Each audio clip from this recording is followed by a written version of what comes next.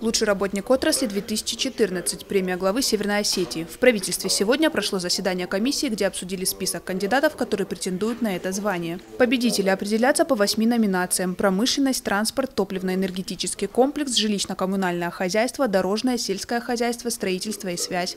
Каждое республиканское министерство и комитет представляют 3 человек. Критерии, по которым оценивают кандидатов, в первую очередь показатели, достигнутые на производстве, срок деятельности в каждой отрасли и авторитет в коллективе.